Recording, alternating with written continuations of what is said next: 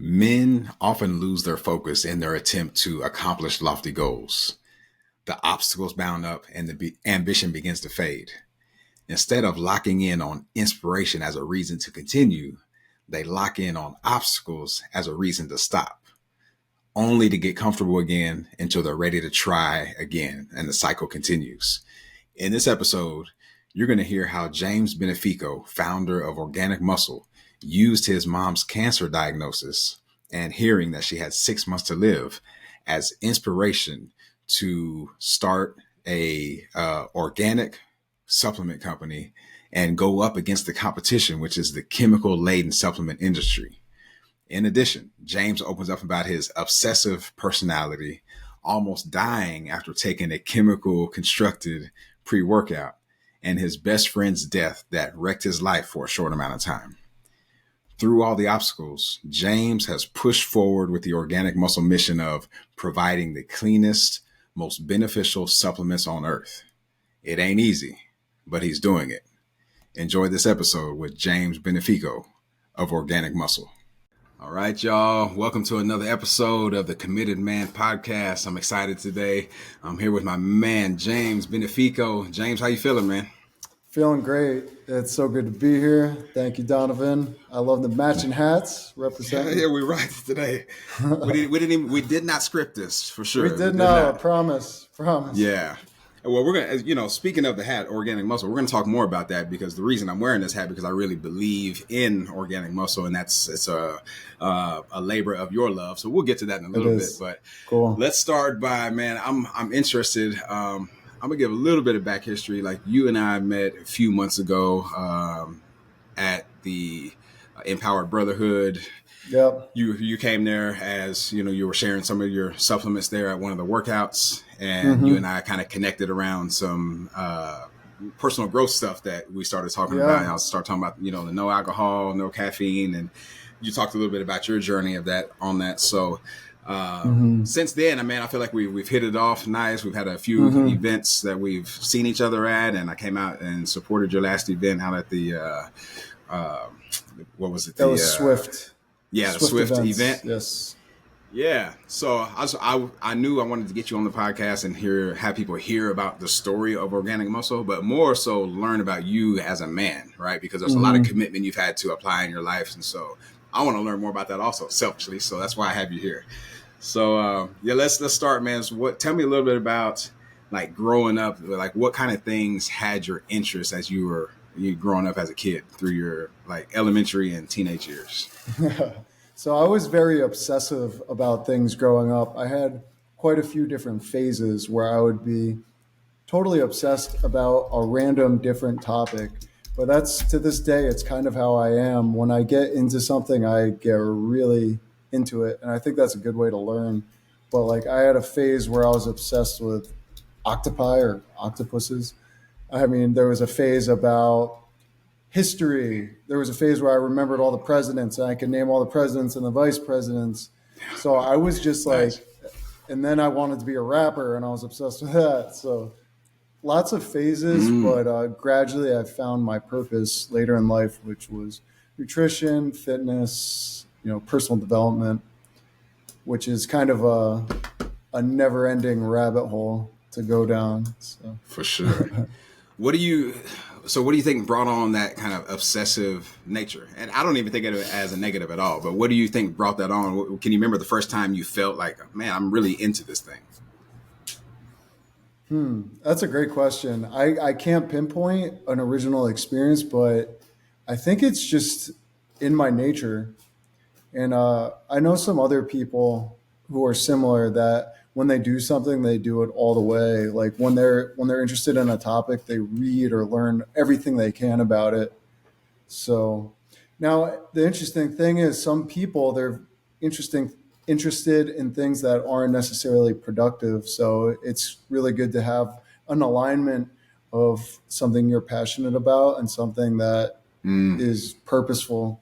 For instance, there was a phase where I was really into video games. And while I do think I did learn some things from that, I wasted a tremendous amount of time playing video games when I was younger. And sometimes I think, if I had applied that that obsession to something more positive, it could have had a really positive impact on my life. But hindsight's 2020. No Sure. hard feelings. Yeah, no doubt. So let's talk a little bit about this obsession. I had some shorts on today. They say obsession on the side of it because I do believe it's a valuable trait if you have a healthy ego attached to why you're obsessed about the thing. Like you said, you're aligned with something that Mm-hmm. helps you be the greatest version of yourself or adds a lot of value to the world. So, Yeah, yeah. what are your thoughts on obsession? Just let's let you ramble on that. Yeah, that's a great point about it being a healthy relationship. And for instance, with bodybuilding, I think a really great obsession for men to have, a really positive influence, is an obsession with physical fitness. And I think we both share that. And it's kind of a healthy addiction. Now, it can go overboard.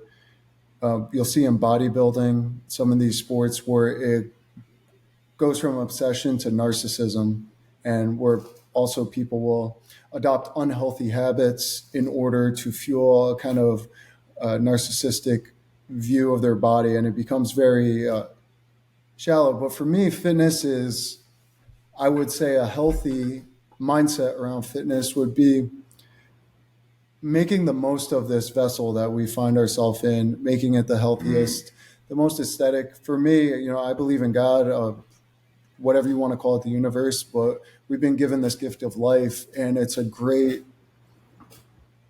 beautiful gift, and making our physical vessel as beautiful and healthy as possible is kind of paying respect to the Almighty in a way. Now, if it if it devolves into vanity or other things that there life is about balance too. So you got to be obsessed but also be balanced. If that's an oxymoron, it might be. Yeah, it could But be right.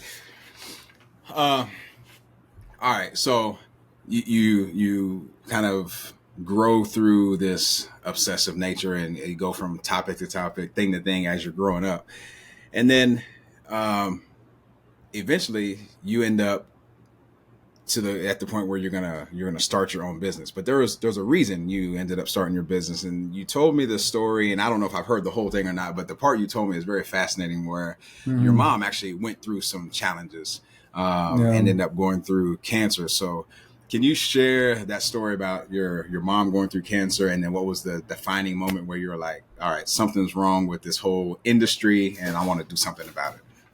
sure. Yeah, so I'm very close with my family. My mom and I are super tight. And what was it, 8 or 9 years back, she was diagnosed with a mild form of cancer, if there is such a thing, but it was a mild form of cancer. And she started, this is a type of cancer you could supposedly live with for 30 years without getting like medical intervention. So it's very mild, but her doctors told her she should get chemo and nip it in the bud. So that's what she did. She started getting chemo. Within a few months, it had morphed into an extremely severe form of called large B cell lymphoma, and the prognosis was very dim. They gave her like 6 months to live at one point. So I was in the hospital with her. It was very emotional and hard. She had lost all of her hair, her eyebrows. She had lost so much weight. It was terrible.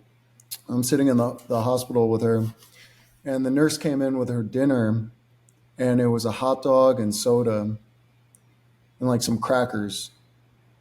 And I just remember thinking, this seems like a terrible idea. I'm not a nutritionist or anything. I was young at this point, but intuitively, I'm like, this does not seem right. My mom and any cancer patient needs the highest quality nutrition possible. Later on, I learned cancer thrives on sugar and things like that. So I brought it up to her doctor when he came in, and I was like, hey, can we feed her something healthier? This is like garbage we're feeding her. And the doctor replied to me, swear to God, I think about this all the time. He goes, it doesn't matter what they eat. And just the disdain and the way he said it, what they eat like she's a dog, and Mm. the level of ignorance of, I mean, in medical school they don't learn about nutrition. I think they spend like one day learning about nutrition, and I believe the doctor probably does feel like he was helping, like he knew his stuff, but oversight of the aspect of nutrition and lifestyle is staggering in Western medicine. It's disturbing. It's really disturbing. This is at a Ivy League oncology department, so considered an elite oncology department. Complete ignorance of nutrition. And by the way, this doctor was also very overweight. He had terrible acne, and it's interesting that we have people who are so unhealthy deciding the life or death Mm. of medical patients.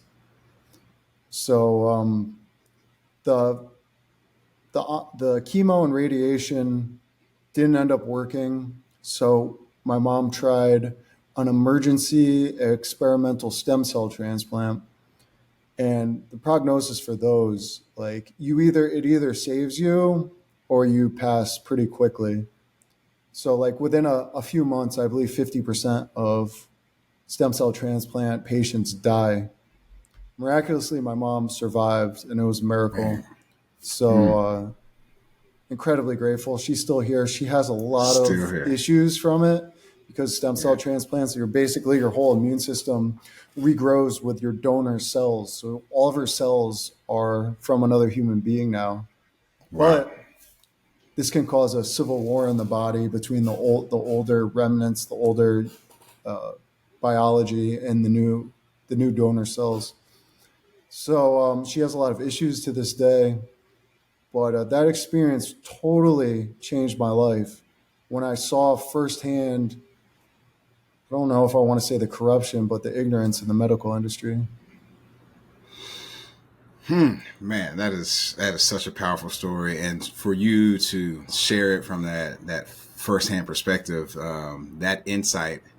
Anybody listening to this has to uh, probably gain a different perspective on what is really happening with the state of our nutrition when Mm-hmm. you see a cancer patient being fed hot dogs and soda Yeah, um, by an overweight doctor who says it doesn't matter what they eat. yeah. Like The other thing, there's an issue with that. for sure, and the other thing about it is it takes all of the agency away from the patient in terms of it. From his perspective, it's kind of the luck of the draw. You either get cancer, or you don't. There's nothing you could do about it.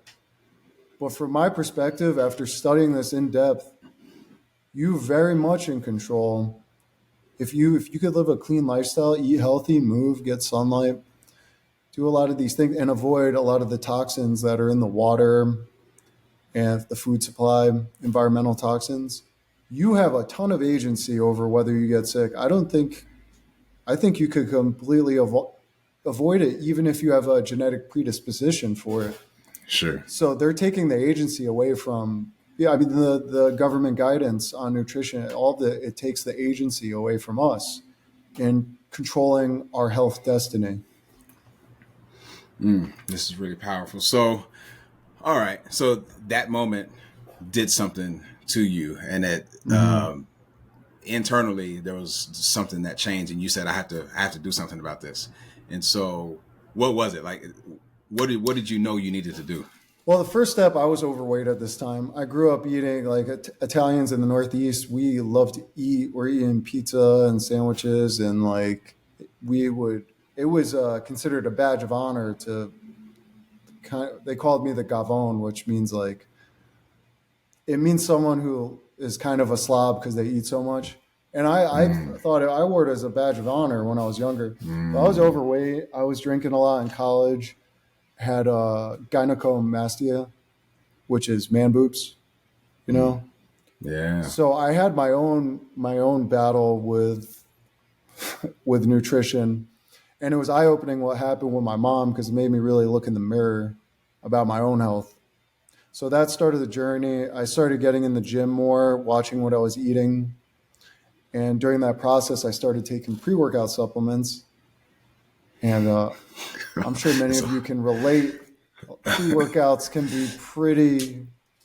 be a pretty wild experience. So I had one particular experience. I got so sick taking a very popular pre workout that I almost called 911. I thought I was dying, felt like my throat was closing, heart beating irregularly. And it was actually really terrifying, but it was an eye opening experience. And I basically, after, I was like, I would really love to use a healthy pre workout that's nutritious and doesn't make me feel like I just smoked some crack. So I went looking for one and I couldn't find any on the market. It's 8 years ago. So I was like, I'd really love to use a healthy pre workout. I know a lot of people would. Might as well make it myself.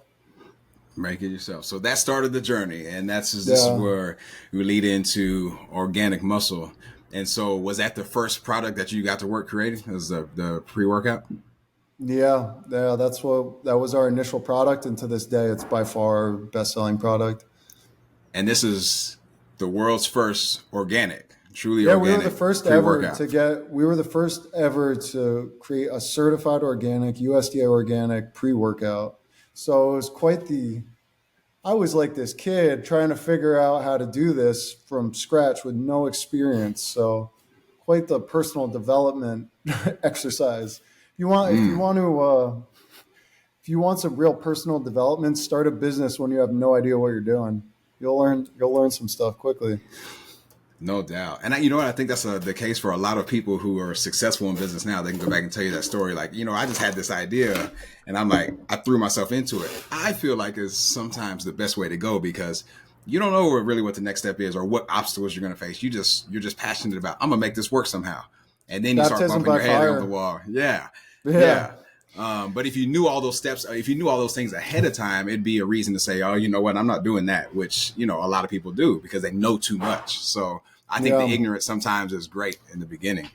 Yeah, and it also speeds up the learning curve. Like when you're just learning something and okay, I'm going to start this project when I know everything or when I'm ready. You're never really ready, and you just learn at such a slower pace than when you've got some skin on what's the saying? Skin in the game? Skin in the Skin in game. the game. Yeah. Yeah. Well, because by that time you've already started, right? So now you're trying to build this thing as it's rolling. Like you're rolling Yeah, downhill, trying to I'm like like, make this. Yeah. oh my Yeah. god. Yeah. So cool, man. So how long did it take you to create this pre-workout and say, all right, this is ready, let's send it to market? I think it took about 8 to 10 months from like starting the process to having a product. Yeah, almost a And year. was there any point along the way where you're like, I don't know about this, man. I maybe should have picked something else to do, Yeah, when or I had or to, were you committed to it? I was committed, but like the first time you pay for inventory, it's like I had never spent over $1,000 in my life. I was 23, just making student loan payments or whatever. But you got to shell out like 50 or 100 grand for inventory. You're like, oh my goodness, this is scary. But Mm. it kind of was like an initiation, like really putting your money where your mouth is. Like, all right, I think this is an amazing vision. I think it could change the world in a small positive way. Are you ready to put your money where your mouth is? So that was quite the experience. And I think a lot of new entrepreneurs, that could be overwhelming when it's time to invest. So we've talked about two things, right? Two key words, right? Obsession and commitment. For Yeah. you, do you think those things are interlinked? They're connected in your life? Yeah. Yeah, totally. Um, like we said, with a positive obsession, you that a positive obsession is in alignment with the future you want to create for yourself, and it's not a walk in the park. It takes commitment. It you, the biggest thing in entrepreneurship is dealing with failure and dealing with difficult situations, uncomfortable situations constantly. Every day, every single day, I encounter a situation that makes me extremely uncomfortable. And you can either give up and run away or you can push through. And what's the main reason that you push through? Because I care about what I do. I this is I'm very fortunate to feel like I have a purpose in life. Bringing organic nutrition, bringing clean ingredients to the fitness and supplement space. So I'm in alignment with that, and that drives me. And then, of course, there's a there's a profit motive. There's a motive for paying my employees. That puts a fire under you, having employees to pay. Yeah. You can failure is not an option, unless you want your employees to not get paid and potentially not feed their families or whatever. So Yeah, there's some inspiration right there. So tell me, when we talk about this obsession and commitment being linked in your life, obviously that gets you through some challenges. What would you consider to be the biggest challenge that you've had to overcome as a man coming through all this? Like from your teenage years to this, what your mom went through to the entrepreneurship. Like there's probably some challenges in there that we haven't talked about. What do you yeah, consider to be the biggest challenge you've made it through as a man? hands down, it was the death of my best friend. Yeah, hands down.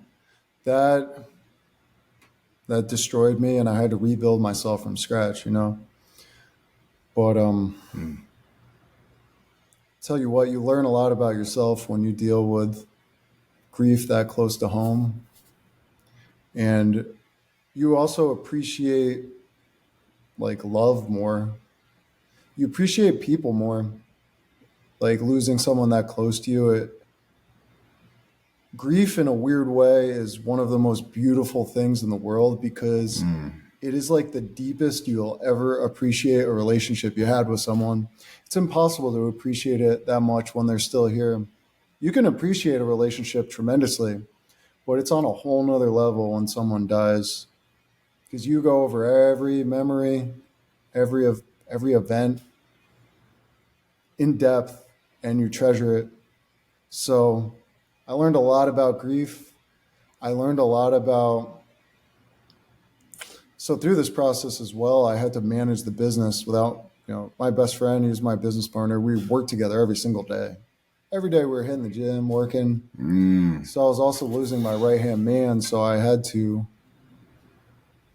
figure out a way to continue managing the business with twice the responsibility while my heart was totally broken. So it was it was quite the journey. But I'm a totally And different person now.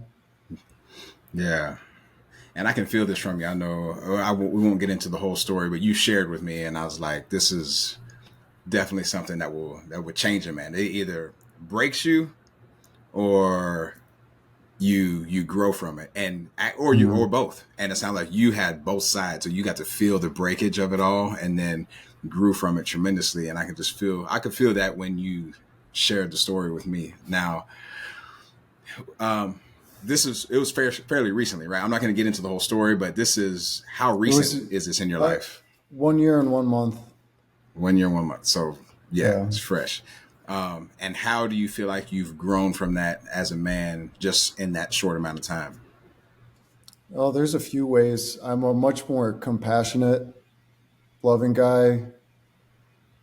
I believe. I mean, I was more selfish before. I think um, it made me treasure time more. I can see clearly how valuable time is. What a more than money, more than anything, time is the most valuable resource. I mean, what I could do to get back just an hour with my friend. And then Mm. it made me think a lot about all the time I've wasted in my life. You know, we spoke about video games earlier. Thought a lot about time I wasted partying, chasing girls, playing video games. I had some great experiences, but in hindsight, I wish I spent more time with my family, with my loved ones, and working on my business, developing myself, you know. So that was a major one is my appreciation and respect for time changed dramatically. It also you sweat the small things a little less when you deal with something big with a big tragedy. You it makes your skin a little thicker when it comes to the day in day out stresses of life. I've noticed that, and yeah, those are a few of them. Um, those are big, and I appreciate you sharing. I know that's it's tough. It's still kind of a fresh thing. A year, it only seems I can only imagine, but it feels like a very short amount of time with something Yeah, as traumatic as that. So, but now that you've grown from that, you know you've rebounded. Your business is doing well. What is your vision for organic muscle? I think we have a tremendous opportunity to become one of the larger supplement companies in the country. If you look at the trajectory of organic consumption, every year it grows. More and more people are waking up to the fact that unfortunately our food supply is extremely corrupted and borderline poisonous. Many of the products you find in the grocery store, and this is exemplified by our skyrocketing rates of cancer and a host of diabetes, obesity, a host of diseases. So we have carved out an amazing niche for ourselves, being like the predominant company offering certified organic fitness supplements that don't have glyphosates and nicotinoids and a lot of these pesticides that are designed to kill Mm-hmm. pests and wreak absolute havoc on human endocrine and nervous systems. So I feel very blessed to be in this position, and it's getting the word out. My plan is to bring on partnerships with some amazing big time influencers to continue spreading the word, continue growing, continue releasing new products. We're releasing the first ever certified organic Tonkat Ali in a couple weeks. So a Hell big yeah. direction for the company is Hell putting yeah. out, yeah, let's go. So Tomcat's like the best, most well-studied herb for testosterone production. Many studies show its efficacy, but I'm really interested in going in that direction for releasing really high quality natural testosterone boosting products to help people because to be honest, we kind of have a chronic testosterone issue in this country. Testosterone levels have plummeted in the last 50 years.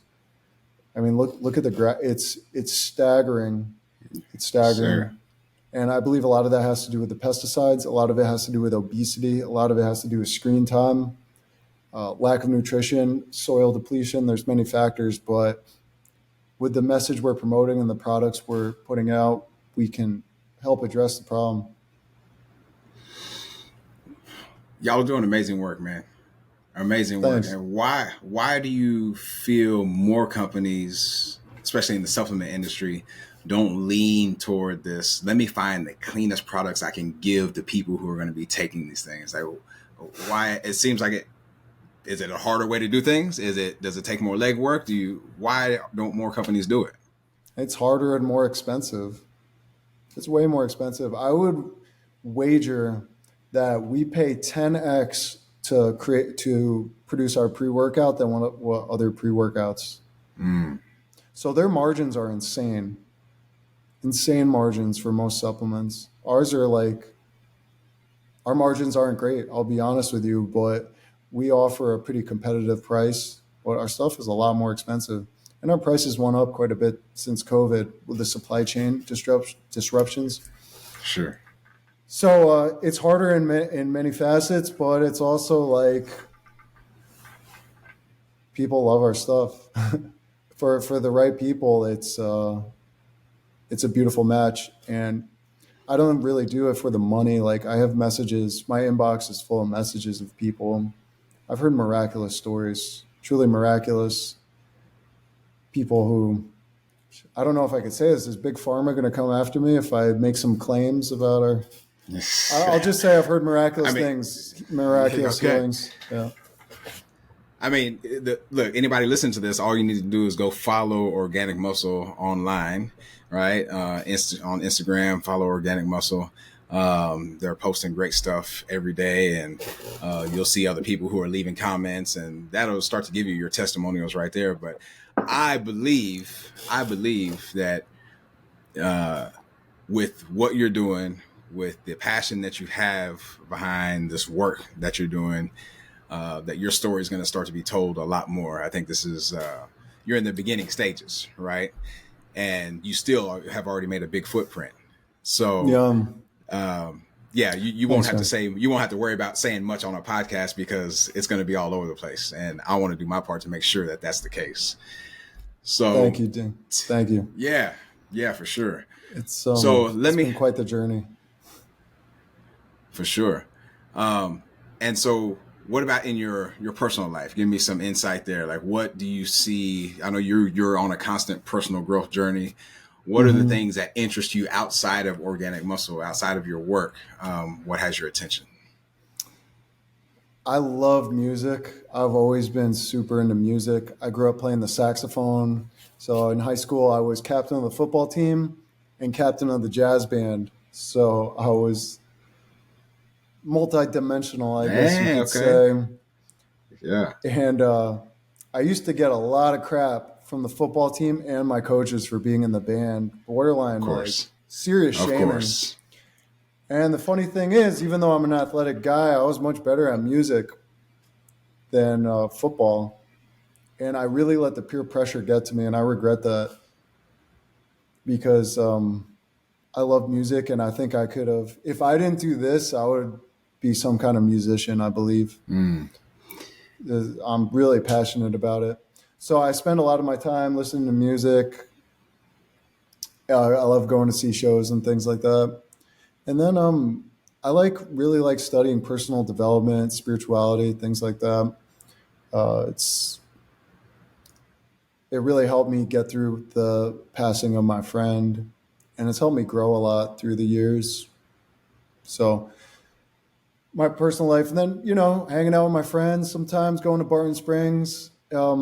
Fortunately, a lot of my friends are involved in the fitness scene, so I can kind of align my personal life with my professional, which is a real blessing. That's perfect.